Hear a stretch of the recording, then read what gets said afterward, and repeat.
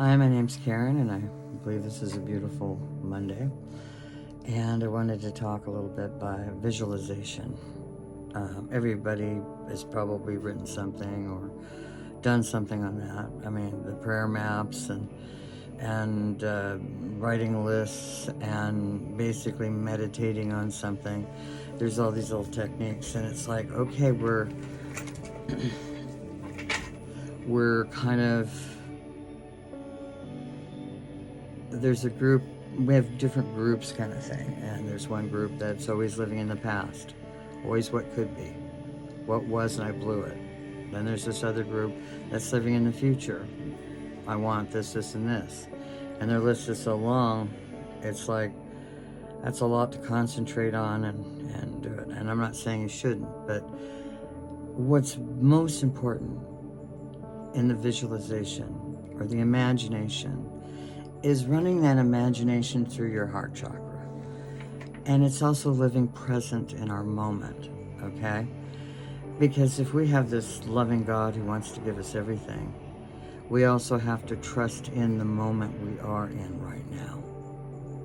And so by putting a so future in the head, oh, I'm living to be this, or I'm living to be that.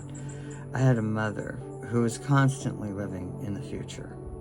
She wanted to be a movie star. She was a singer, okay?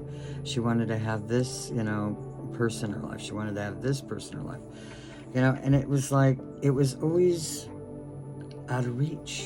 It was like this little carrot that would go further and further down the rabbit hole kind of thing. And then I had a friend. I loved her dearly, but she was always living in the past. What could be, what should have been, how I should have changed that. I wish I'd back there. And there was all this regret. And it's like, I know regret's important, but for me it's a wasted energy. Because if I'm constantly living in regret, I'm not living in my moment right now. So I'm going to take something that's going on right now.